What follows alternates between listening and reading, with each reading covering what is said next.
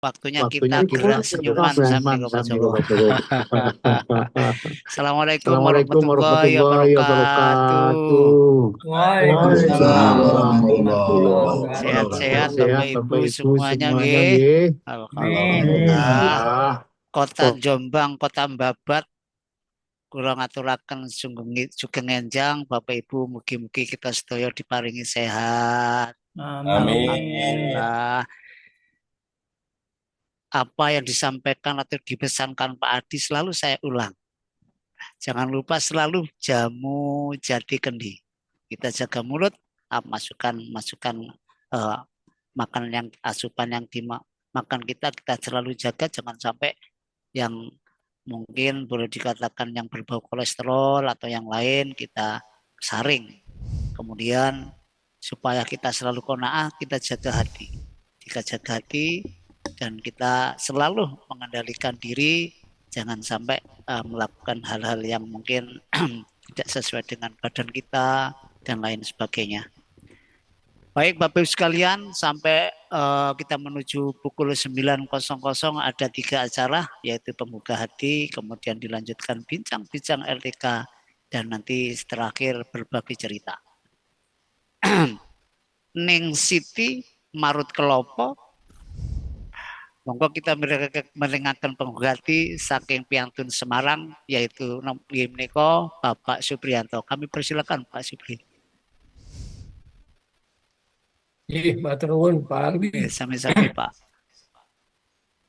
Assalamualaikum warahmatullahi wabarakatuh. Waalaikumsalam warahmatullahi wabarakatuh. Yang kakung tindak menyang ungaran. Dahar sate babat karun jajan lumpia. Cantik. Cakep. Berlintinku sudah dilaksanakan, membuat badan sehat dan bahagia. Amin. Cantik. Cakep. Dari Belawan menuju Tanjung Merawa, beli makanan untuk buka puasa. Cantik. Para pahlawan rela korbankan nyawa demi kemerdekaan bangsa Indonesia. Cakep. Karena temanya kemerdekaan, pagi hari ini saya mendapatkan kiriman dari Pak Ispan untuk pembuka hati. Mungkin 2 atau 3 tahun lalu sudah pernah, tetapi masih perlu untuk kita ingat kembali cerita ini karena berkaitan dengan kemerdekaan. Kisah Pak Natsir yang tidak pernah diceritakan dalam sejarah. Meninggalnya mantan Perdana Menteri RI kelima Muhammad Nasir dirasakan bangsa Jepang seolah ledakan bom atom ketiga yang dijatuhkan di kota Tokyo. Mengapa Jepang begitu menghormatinya? Ditulis oleh Agus Maksum. Muhammad Nasir atau Pak Natsir, begitu orang sering memanggil beliau, adalah sebuah nama panggilan yang biasa untuk siapa saja, menunjukkan kesederhanaan hidup beliau. Saya mungkin termasuk generasi paling akhir dari Dai Dewan Dakwah Islamiyah Indonesia yang masih mendapatkan didikan langsung dari beliau, walau tidak lama sejak 1991 dan beliau meninggal Februari 1993. Saat mendengar mantan Perdana Menteri RI kelima meninggal, kesedihan mendalam bagi seluruh kader dan dai Dewan Dakwah. Saat itu saya pun langsung pergi ke kantor Dewan Dakwah Jawa Timur, Jalan Purwodadi, dekat kuburan Mbah Ratu. Sudah cukup banyak warga Dewan Dakwah berkumpul untuk mengkonfirmasi berita meninggalnya Pak Natsir. Saat itu saya duduk di dekat telepon yang berfungsi sebagai facsimiles mode teknologi paling canggih pada waktu itu untuk mengirim dokumen. Telepon berdering tak henti-henti dari berbagai daerah menanyakan kabar meninggalnya Pak Natsir. Tiba-tiba adalah sebuah faksimiles masuk. Pesan tersebut datang dari Perdana Menteri Jepang, Keiichi Miyazawa. Wah, Perdana Menteri Jepang nampaknya telah mendengar juga berita meninggalnya Pak Natsir dan mengirimkan ucapan duka, demikian gumam saya dalam hati. Semua pesan faksimiles itu nampak tercetak. Saya tidak sabar membaca ucapan dukanya.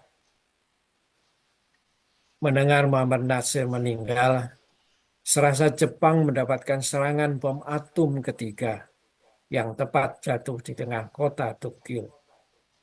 Duka yang sangat mendalam bagi kami seluruh bangsa Jepang. Demikian bunyi ucapan tersebut. Saya kaget sekali saya membaca ucapan itu. Saya segera memotong kertas faksimiles yang lembek itu dan saya sampaikan kepada Ketua DDII Jatim almarhum Haji Tamat Ansori Ismail. Namun Pak Tamat meminta saya membacakan dengan keras pesan tersebut di hadapan jamaah agar semua mendengar. Maksum, kamu baca lagi supaya semua yang berkumpul di situ mendengar, katanya. Semua orang terdiam setelah pesan dari Keiichi Miyazawa saya baca. Saya bertanya kepada Pak Tamat, ada cerita dan hubungan apa antara Pak Natsir dengan bangsa Jepang, Pak? Pak Tamat menjawab datar saja. Pak Natsir kan mantan Perdana Menteri. Jadi ya mungkin pernah ada hubungan diplomatik yang spesial dengan Jepang. Begitu jawabannya. Saya kurang puas dengan jawaban Pak Tamat. Saya lanjutkan rasa penasaran ini kepada banyak tokoh yang lebih senior dan lebih sepuh. Salah satunya adalah Ketua Dewan Suro Dewan Dakwah Jatim, yang juga Ketua MUI Jatim kala itu, Kiai Haji Misbah. Sayangnya Kiai Misbah juga tidak bisa menjelaskan maksud di balik ucapan Perdana Menteri Miyazawa. Sungguh aneh ini, ucapan duka yang luar biasa dan tidak biasa. Pasti ada kisah yang luar biasa. Begitu gumam saya dalam hati. Akhirnya saya menyimpan pertanyaan itu lebih dari 10 tahun. Dan tidak ada satupun tokoh yang bisa menjelaskan makna ucapan itu. Embargo Raja Faisal dan M. Natsir. Tahun 2003, saya berkenalan dengan diplomat Jepang di Jakarta. Namanya Hamada San. Saya sering ngobrol dan ngopi bersama dia. Suatu ketika sampailah obrolan pada aktivitas saya dan lain-lain. Saya bercerita jika aktif di organisasi Dewan Dakwah Islamiyah Indonesia yang didirikan Pak Natsir. Namun saya generasi terakhir yang pernah dididik langsung Pak Natsir. Tanpa saya duga, Hamada San berdiri tegak di samping saya, lalu membungkuk-bungkuk memberi hormat.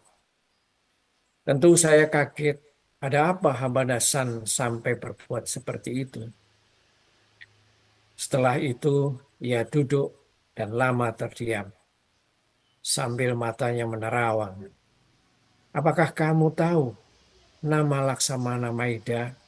Katanya. Ya, saya tahu. Apakah kamu tahu namanya Nakashima-san? Wah, saya tidak tahu.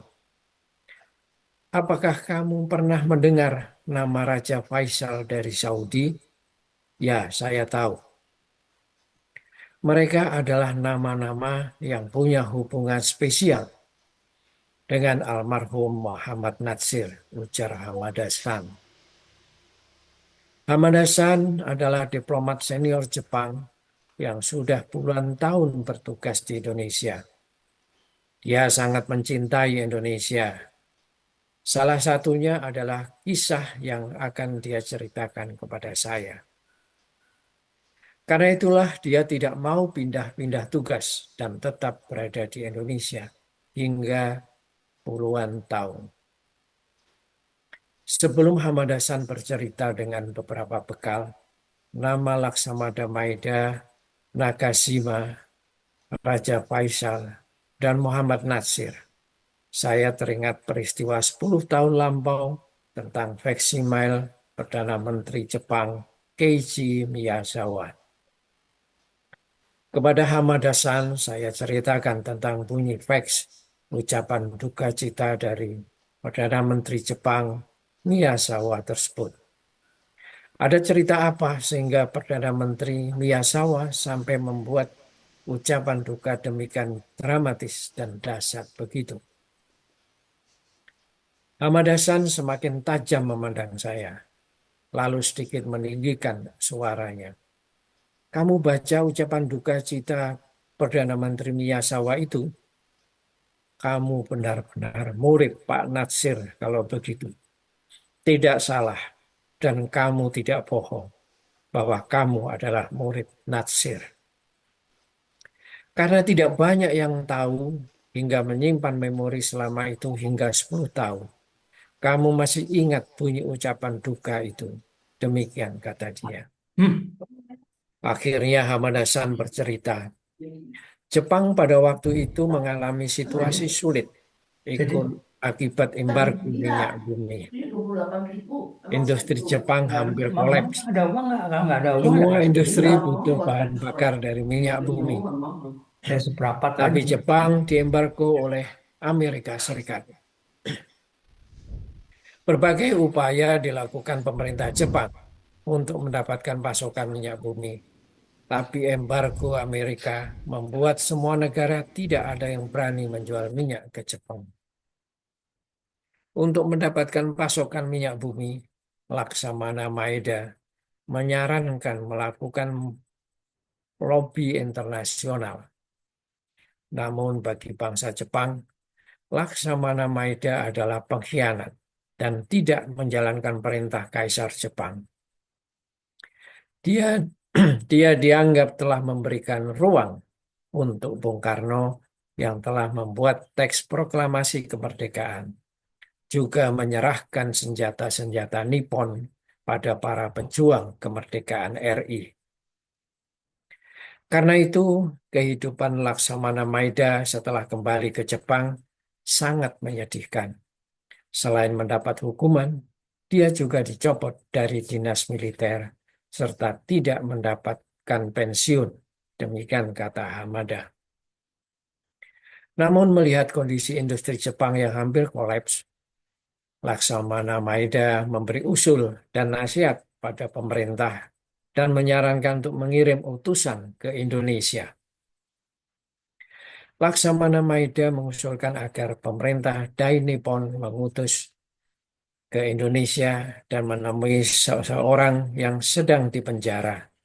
Namanya Muhammad Natsir, yang tidak lain tokoh Partai Masyumi. Laksamana Maeda meminta utusan Jepang menceritakan kesulitan ini dan meminta agar Pak Natsir bersedia melobi Raja Arab Saudi agar bersedia mengirim minyaknya ke Jepang, kata Hamada. Menurut Hamada, sebenarnya pemerintah Jepang tidak begitu percaya dengan usulan Maeda. Namun karena berbagai cara telah ditempuh dan tidak mendapatkan hasil, apapun upaya yang masih bisa dilakukan akan dicoba. Akhirnya pemerintah Jepang menugaskan orang yang namanya Nakajima-san untuk menyampaikan pesan Perdana Menteri Jepang pada Pak Natsir. Menurut Hamada-san, misi ini sebenarnya tidak terlalu diharapkan berhasil. Sebab menemui orang di dalam penjara untuk melakukan sesuatu hal besar tidaklah mungkin. Nakajima pun terbang ke Indonesia dan atas bantuan banyak pihak akhirnya ia bisa bertemu Pak Natsir di penjara. Nakajima menyampaikan pesan pemerintah Jepang agar Pak Natsir bisa membantu Jepang mendapatkan pasokan minyak dari Arab Saudi. Kala itu Pak Natsir tidak menanggapi dan tidak berkata apa-apa terhadap permintaan pemerintah Jepang itu. Beliau katanya cuma bertanya, apakah Nakajima-san membawa kertas dan pulpen? Lalu tidak lama Nakajima menyerahkan selembar kertas dan pulpen kepada Pak Natsir. Lalu Pak Natsir menulis dalam kertas itu pesan berbahasa Arab yang tidak panjang, kurang lebih hanya setengah halaman dan melipatnya.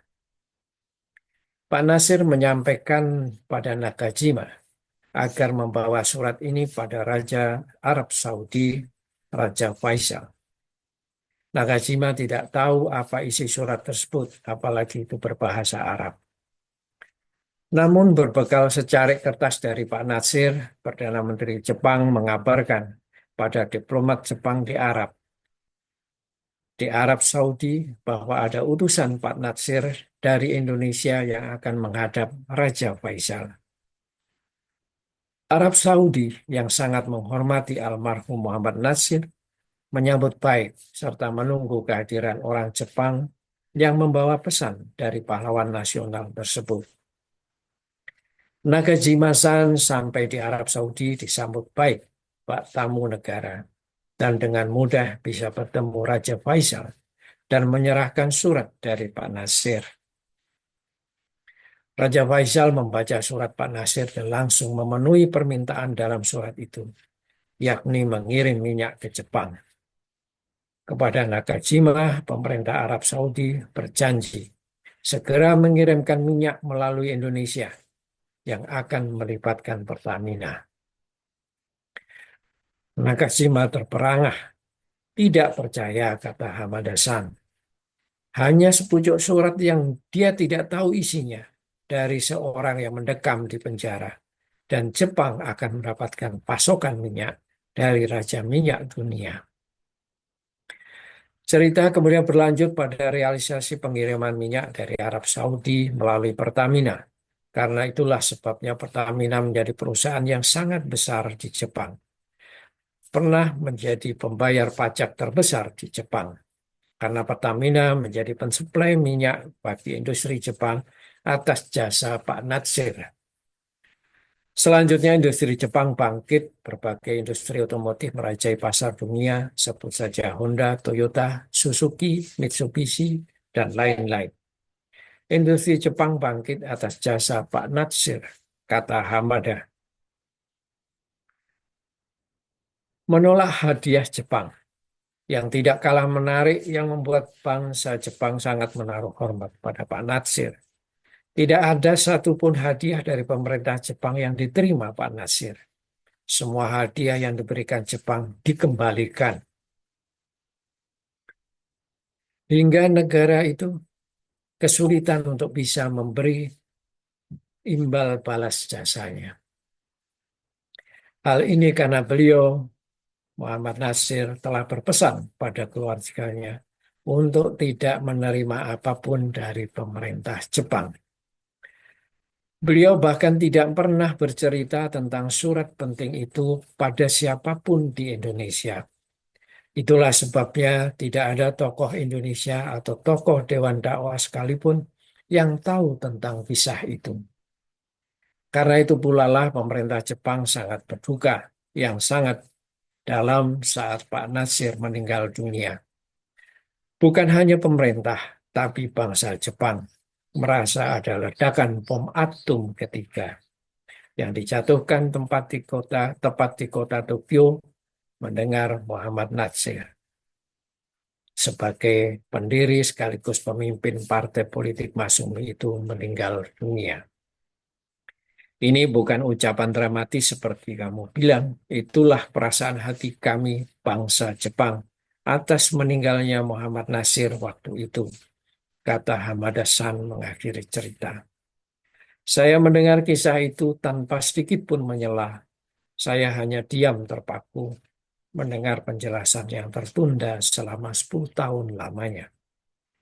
Muhammad Nasir adalah seorang ulama, politikus, pejuang kemerdekaan Indonesia, dan pahlawan nasional. Mantan sebagai Presiden Liga Muslim Dunia dan Ketua Dewan Masjid Sedunia. Ini mungkin agak kurang dikenal di kalangan generasi milenial. Yang tidak kalah penting, pemegang 3 gelar doktor honoris causa adalah orang di balik gagasan kembalinya Indonesia menjadi negara kesatuan. 73 tahun yang lalu sebelum banyak orang berteriak saya NKRI dan saya Pancasila, kala itu tokoh Masyumi ini mengajukan gagasan penting, yaitu kembalinya Indonesia menjadi negara kesatuan Republik Indonesia. Setelah sebelumnya Indonesia hidup dalam Republik Indonesia Serikat.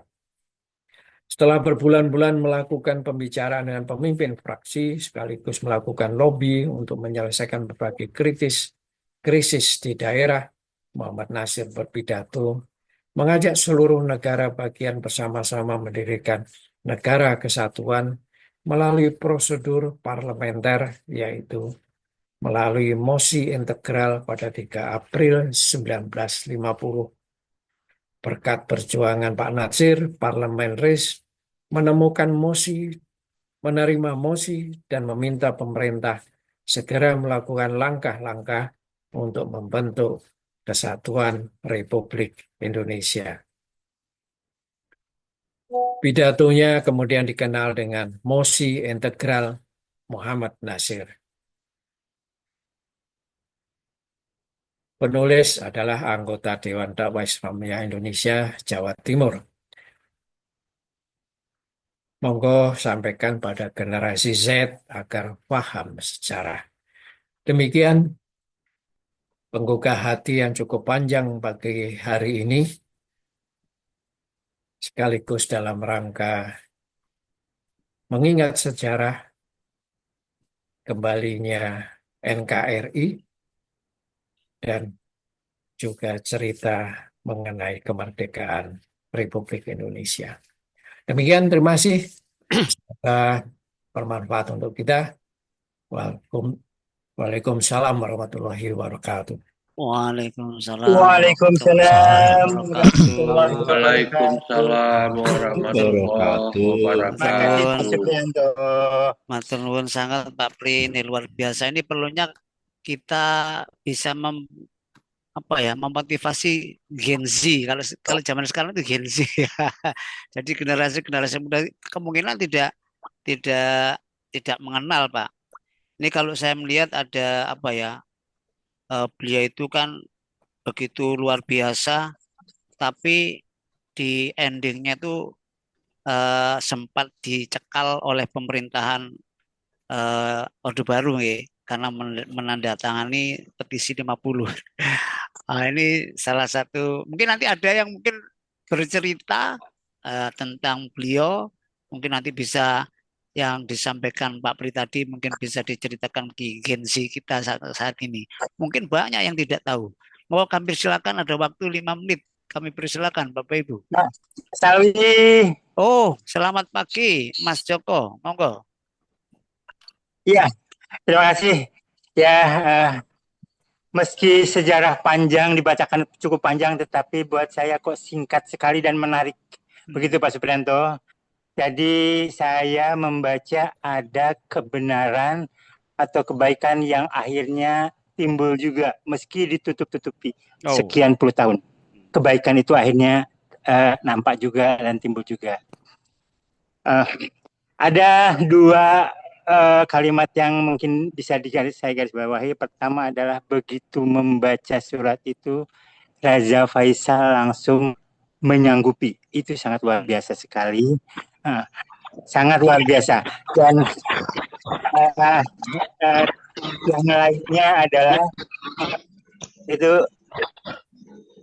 mudah-mudahan tulisan yang tadi dibacakan Pak Supriyanto ada WA-nya, sehingga saya memerlukan itu untuk juga ikut berkontribusi nanti menyampaikan ke grup-grup yang lain, karena terus terang memang ini sejarah yang luar biasa. Saya kira itu Pak Supriyanto, mudah-mudahan ada WA-nya yang bisa dikirim. Terima kasih. Assalamualaikum warahmatullahi wabarakatuh. Waalaikumsalam warahmatullahi Ya Pak wabarakatuh. Joko, Grup aja, grup Tingkung biar tahu semua. nanti Itu di kan WA, pelajaran yang Pak. biasa. ya Iya, nih WA Mas di Joko share. nih pemerhati gengsi nih, gengsi. Jadi orang-orang yang termasuk panjenengan luar biasa ya. Ya boleh dikatakan gengsi juga ini kalau Mas Joko ini. Baik, Bapak Ibu sekalian, kami mohon maaf karena ini waktunya kita bagi. Mungkin nanti ada suatu saat yang bisa dikomen tentang pahlawan Nasir. kita, tentang ulama kita, luar biasa, tentang pejuang kita Muhammad Nasir yang perlu nanti disampaikan pada para gensi kita supaya dia lebih tahu. Baik Bapak sekalian, marilah kita menuju acara kedua yaitu berbincang linting LTK nggih. Sarapan kacang sandingan wing kombabat.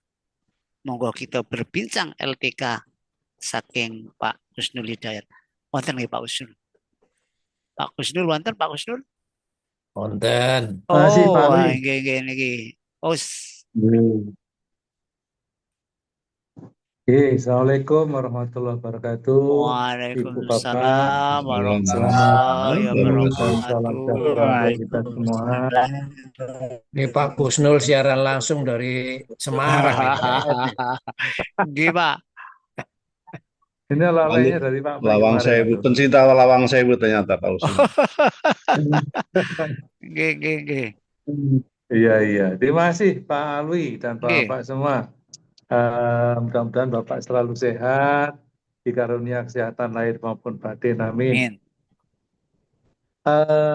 Ada beberapa hal sekedar mengingatkan kembali untuk semua yang hadir, karena ini sudah rata-rata sudah lebih dari 2 tahun ya ikut Lintengkung.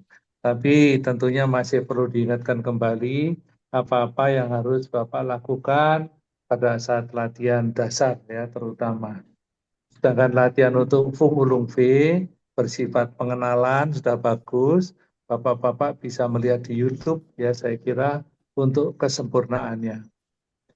Yang pertama, apabila Bapak terlambat datang, ini saya lihat tadi kan kurang dari sekitar 20 awal ya. Setelah itu banyak ya, ada sekarang yang tercatat berapa itu sudah 31 dari 40-an. Berarti ada yang datang terlambat. Apabila Bapak datang terlambat di dalam latihan ini, latihan dasar, apa yang harus Bapak lakukan, online maupun offline ya.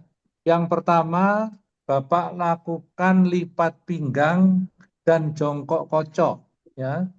Lipat pinggang, hitungan 20 kali, 2 kali, ya. Lipat pinggang, terus jongkok kocok, lipat pinggang, jongkok kocok, itu dalam hitungan kurang lebih 20 kali ya, 1 sampai 10, 1 sampai 10, lalu jongkok kocok 1 sampai 10, lalu 1 sampai 10, 2 kali pekerjaan. Ya, supaya bapak-bapak di dalam melakukan terapi selanjutnya, badannya sudah akan lemes ya, sudah semacam yang dijelaskan Pak Joko tadi, ya pemanasan ya, mengganti gerakan pemanasan. Nah, setelah Bapak lakukan lipat pinggang dan jongkok kocok 2 kali, ya masing-masing sekali itu, maka Bapak langsung mengikuti gerakan berikutnya. Ya, berikutnya. Misalnya sudah sampai gerak legong, ya langsung gerak legong, nggak apa-apa, sampai terakhir. Lalu yang kedua yang saya sampaikan di sini adalah seperti yang sering disampaikan oleh Lause bahwa inti dari Lintengkung itu adalah 4 anus.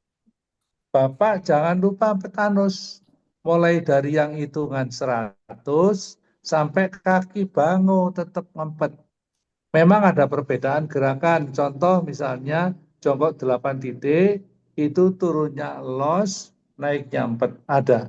Tapi antara 4 yang 100 sampai dengan kaki bangung, itu semuanya gerakan harus ngempet.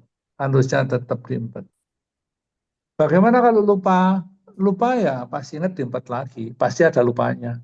Nah itu yang Bapak harus perhatikan karena Lause bilang inti dari Litingkung itu 4 anus. Kalau nggak ada 4 anusnya itu bukan Litingkung, ya, bukan Lingtiankung. Itu kata Lause pada saat beliau masih ada, ya itu.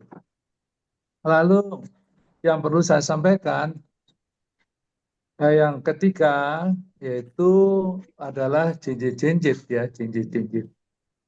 Jinjit-jinjit ini sangat bermanfaat dan berfaedah untuk kita semua pada saat kondisi apapun, ya. Misalnya gini contoh, pada saat ini di luar latihan, ya, di luar latihan. Misalnya bapak-bapak lagi berdiri, usahakanlah jinjit itu tetap bisa dilakukan supaya mendapat kesehatan yang optimal bagi kita semua, ya. Misalnya lagi ngantri apa, jinjit, lagi ya apapun lah ya pada saat berdiri itu kita jinjit-jinjit, ya, jinjit-jinjit. Kita akan merasakan hasil jinjit-jinjit itu pada saat kita jalan-jalan, ya.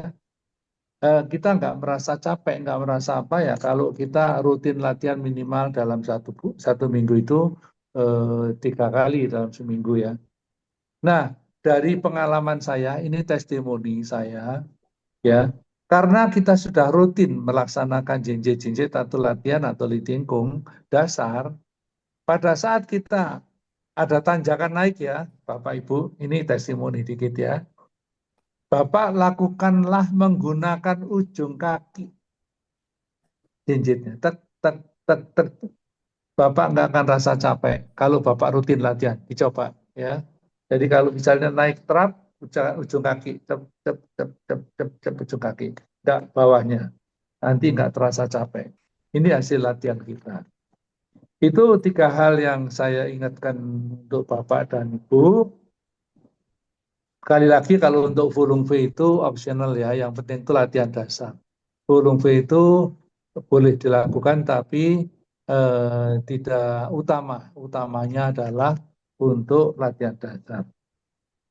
Lalu yang berikutnya yang saya sampaikan, sehubungan akan dilaksanakan ujian instruktur, ya, ujian instruktur akan dilaksanakan tanggal 25 Oktober di Jatim Park 3, lalu tanggal 26-nya adalah untuk ulang tahun Ling Tiengkung, ya, untuk ulang tahun Ling Tiengkung.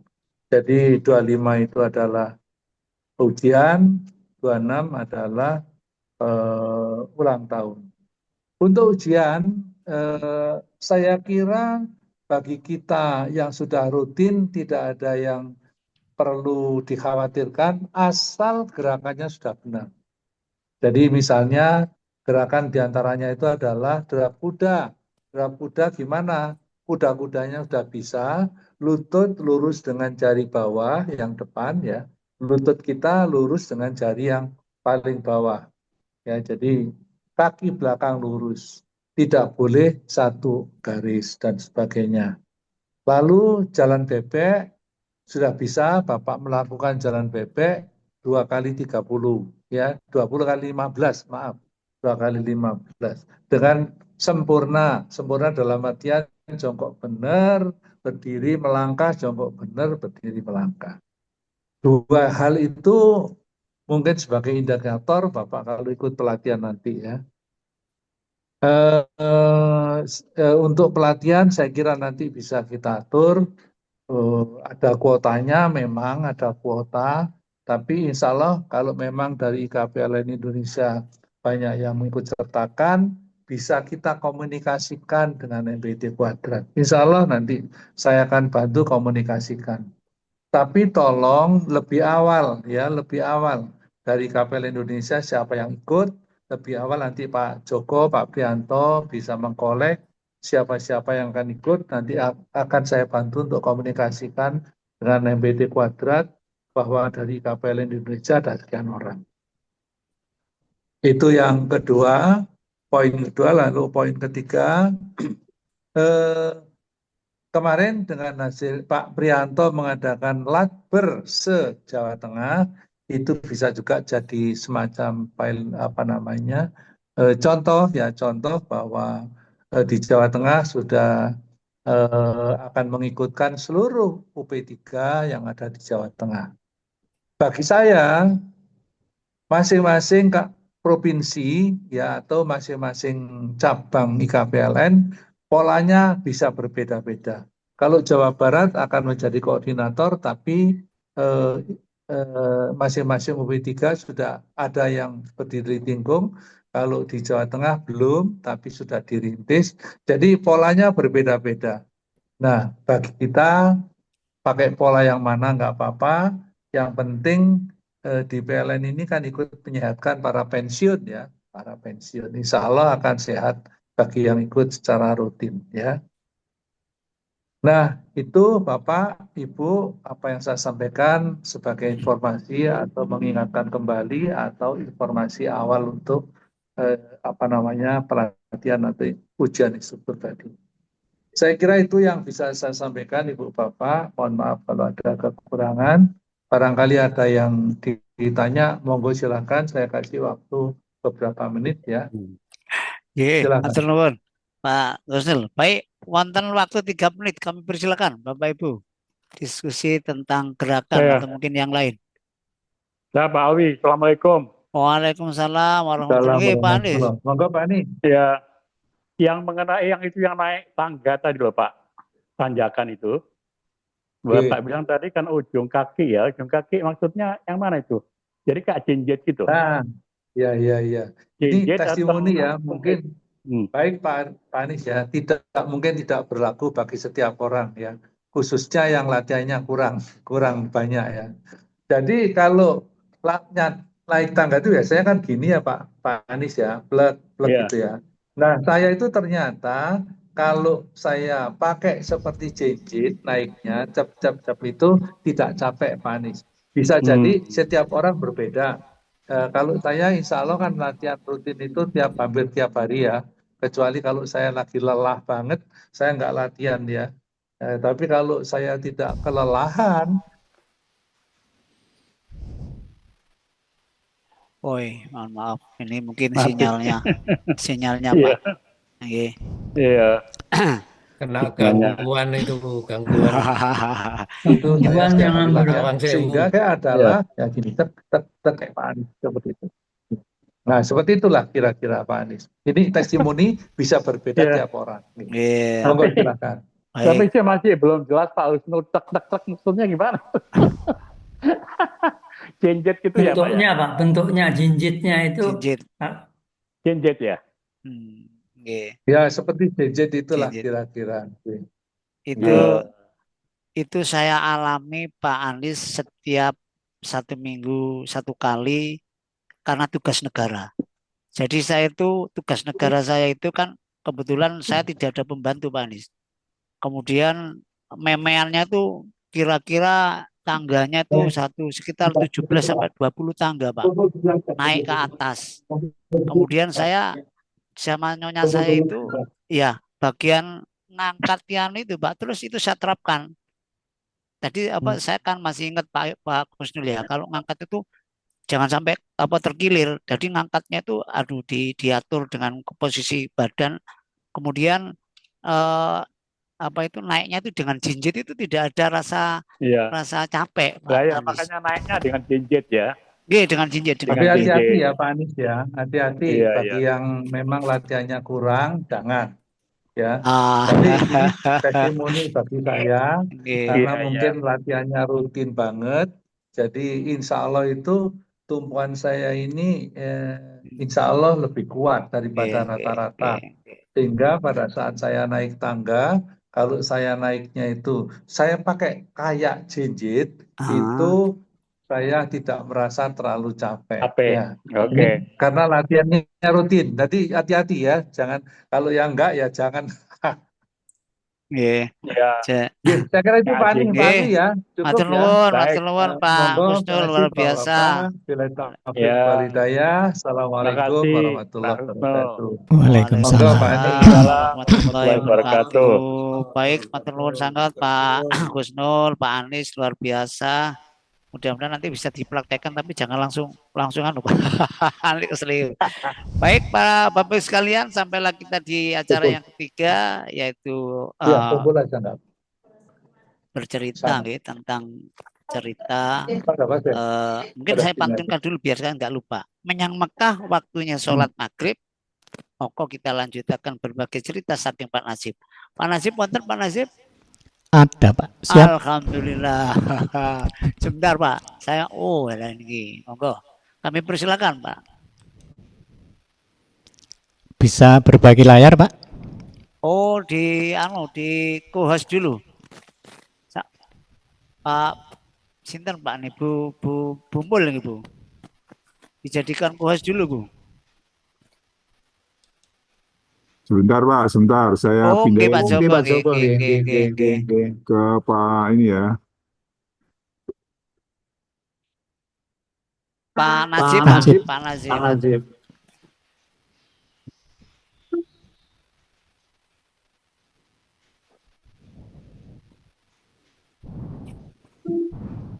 Oh, nggak bisa juga Pak, nggak bisa dipindahin. Oh, nggak bisa. Kalau gitu saya on-kan aja, on-kan share untuk seluruh orang. Oh, All participation. Oke, udah Pak. Oke, silakan. Pak. Ya, saya coba ya Pak. Udah bisa? Bisa nih Pak. Oh, Iya, udah keluar Pak Najib. Sudah kelihatan Pak? Ampun, tinggal materinya aja. Terima kasih. Assalamualaikum warahmatullahi wabarakatuh. Waalaikumsalam warahmatullahi wabarakatuh. Bapak Ibu yang berbahagia, apa kabar? Alhamdulillah, saya. Semoga kita semua dalam keadaan sehat walafiat. Amin. Dan yang lagi berobat, Pak Hisban, semoga cepat sembuh dan sehat kembali. Amin. Sesuai WA Pak Hisban, dalam acara berbagi cerita pagi ini, saya akan menyambung sesi cerita minggu lalu. Kali ini ada 2 cerita yang ingin saya sampaikan. Kurang lebih mungkin nggak sampai 10 menit Pak, memang agak panjang. Cerita pertama masih di Bandar Lampung tentang grounding tower atau antena transmisi terestrial yang menghubungkan komunikasi antar kota. Karena tower harus line of sight, tidak seperti tower listrik yang biasa mengikuti permukaan tanah. Banyak tower Telkom di daerah Lampung letaknya hampir di puncak bukit yang jarak antar tower jauh-jauh, sehingga towernya tinggi-tinggi. Akibatnya sering gangguan terkena petir. Lama baru ketemu, ternyata grounding jelek. Setelah diperbaiki dengan dicari titik grounding yang bagus, barulah dapat diatasi. Sampai-sampai diadakan syukuran bersama di bawah tower. Demikian cerita singkat yang pertama. Selanjutnya ke cerita kedua yang masih berkaitan dengan Blue Zone yang sudah kami sampaikan minggu lalu, yaitu tentang lansia sehat bahagia versi Hideki Wada. Mungkin hal ini sudah banyak yang tahu karena sudah viral di WA Group. Tapi ada baiknya saya sampaikan lagi di sini untuk diambil yang baiknya. Dr. Hideki Wada, seorang psikiater Jepang berusia 61 tahun yang ahli dalam kesehatan mental lansia. Pengarang buku Tembok berusia 80 tahun yang membahas tentang rahasia menjadi lansia bahagia dan sehat. Dalam buku ini dirangkum cara hidup orang-orang berusia 80 tahun yang tetap sehat, bahagia, dan penuh semangat. Ia menyederhanakan rahasia hidup mereka menjadi 44 pesan singkat yang bisa kita pakai sebagai referensi kebiasaan sehari-hari. 1. Tetaplah berjalan setiap hari walau pelan-pelan. 2. Saat kesal, tarik napas panjang dan tenangkan diri. 3. Lakukan gerakan ringan agar tubuh tidak kaku. Antara lain ikut latihan gerak LTK tiap hari. Kalau pakai AC di musim panas, perbanyak minum air. 5. Tidak malu pakai popok jika perlu bagi yang sering ke air. Justru itu bantu kita lebih bebas bergerak. 6. Banyak mengunyah bikin otak dan tubuh lebih aktif. 7. Lupa bukan karena usia, tapi karena otak jarang dipakai. 8. Tidak semua masalah harus diatasi dengan banyak obat, antara lain dengan gerakan terapi LTK. 9. Tidak terlalu maksa menurunkan tekanan darah dan gula darah. 10. Sendiri bukan berarti kesepian, bisa jadi itu waktu bersantai sambil merenung atau introspeksi. 11. Malas-malasan itu wajar, apalagi kalau memang lelah. 12. Kalau sudah tidak bisa nyetir aman, lebih baik berhenti daripada khawatir, kecuali yang hobi nyetir, Pak. Pak Mudayat. Pak Supri. Masih pringging ya. 13. Lakukan hal yang Anda sukai, hindari yang bikin stres. Makanya ikut komunitas latihan bersama ini juga salah satu hal yang saya sukai, Pak. 14. Umur boleh tua, tapi keinginan alami tetap bisa dirasakan. 15. Tidak cuma diam di rumah, cari udara segar dan lihat dunia luar. Misalnya dengan piknik, wisata. 16. Makanlah yang Anda suka, asal tidak berlebihan. Sedikit gemuk tidak apa-apa. 17. Lakukan segala hal dengan perlahan dan hati-hati. 18. Jauhi orang yang membuat Anda merasa tidak nyaman. 19. Kurangi waktu di depan TV dan HP. Nah ini Pak, TikTok, YouTube ternyata menyita waktu. 20. Kadang lebih baik berdamai dengan penyakit daripada memaksakan sembuh. 21. Selalu ada jalan. Kalimat ini bisa jadi kekuatan saat kita merasa buntu. 22. Makan buah dan sayur segar itu penting. 23. Mandi tidak perlu lama-lama, cukup 10 menit. 24. Kalau tidak bisa tidur, tidak dipaksakan. 25. Hal-hal yang bikin hati bahagia bisa menjaga otak tetap aktif. 26. Tidak terlalu memendam, katakan saja apa yang ingin dikatakan. 27. Cari dokter keluarga yang Anda percaya sejak dini. 28. Tidak perlu selalu mengalah, kadang jadi orang tua keras hati itu sehat. 29. Tidak apa-apa kalau kadang pendapat kita berubah. 30. Dimensia di akhir hidup bisa jadi cara Tuhan membuat kita tenang. Ini yang mungkin belum kita sadari, Pak. Kita pikun itu kadang-kadang juga perlu, terutama terhadap memori yang tidak mengenakkan. 31. Kalau berhenti belajar, kita cepat menua. 32. Tidak perlu kejar kehormatan, yang ada saat ini sudah cukup. 33. Kepolosan itu keistimewaan orang tua. 34. Hidup kadang merepotkan, tapi justru itu yang membuatnya menarik. Berjemur di bawah matahari bisa bikin hati senang. 36. Berbuat baik pada orang itu membawa kebaikan juga bagi kita. Ini sering disampaikan oleh Pak Alwin. 37. Jalan nih hari ini dengan santai. 38. Punya keinginan itu pertanda kita masih hidup dan punya semangat. 38. Selalu berpikir positif. 40. Tarik napas dengan lega, hidup tak perlu diburu-buru.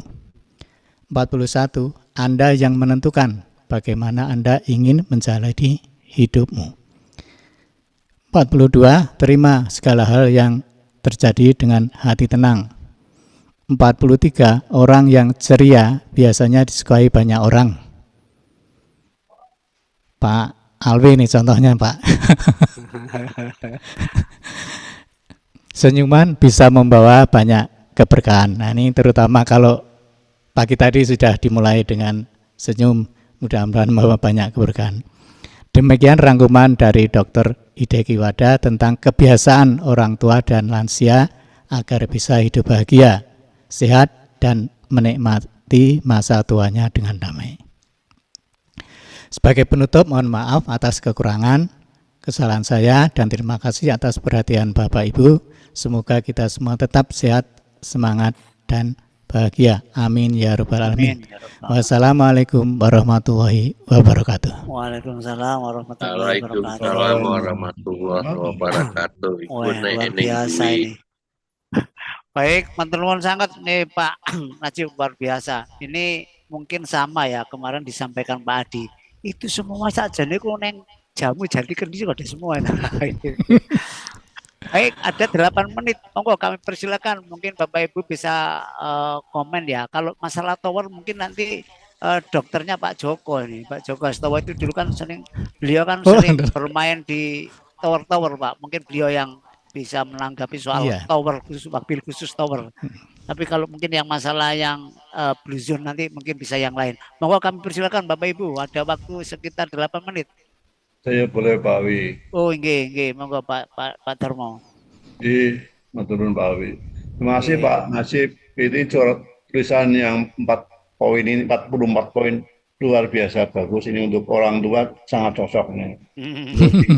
perlu diwaca. Iya, bagus.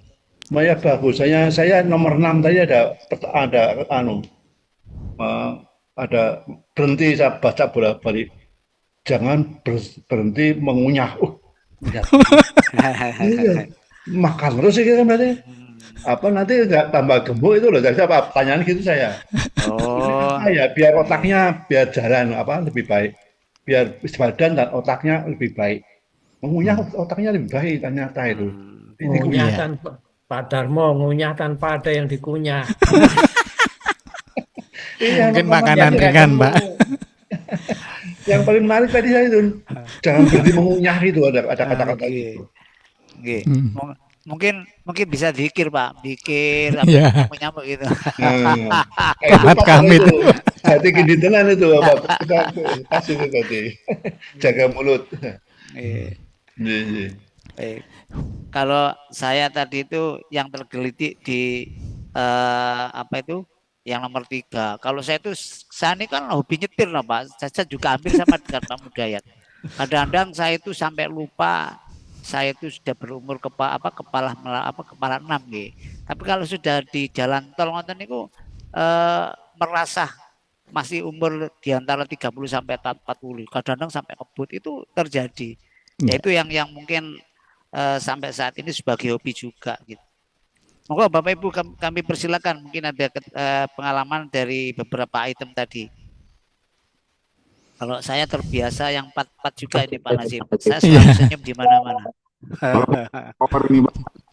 Monggo Pak Joko. Tower. Oh, nggih tower. Monggo Pak. 6 atau 87 ya. Kalau tower listrik transmisi itu kan terbentang ya seluruh Jawa Bali ya, sampai Jawa Bali. Dan lokasinya itu ada yang di atas gunung dan segala macamnya. Nah itu semuanya itu memerlukan grounding yang baik gitu. Nah suatu saat waktu saya bertugas di Malang itu, ada blackout Pak. Blackout Jawa Bali, 86 atau 87 ya. Penyebabnya itu, tower yang di atas Danau Grati itu tersambar petir. Sehingga menyebabkan blackout. Padam total seluruh Jawa Bali. Itu operasi waktu itu dari PLN Pusat itu Pak Suyetno ya itu marah sama pemimpin saya Pak Sumabio yang di Jawa Timur. Akhirnya saya juga kena marahan karena akhirnya saya cek di mana letaknya, saya suruh ukur, ternyata groundingnya itu nggak bagus gitu. Jadi proyek itu masang groundingnya nggak bagus tuh, sehingga terkena petir. Gitu. Nah, kemudian almarhum Pak Heri Asmono waktu itu mencoba mencari supaya groundingnya itu bagus gitu, Pak. Salah satunya dia narik tembaga dicelupin ke Danau Grati itu, Pak. Nggak berhasil juga, masih tinggi.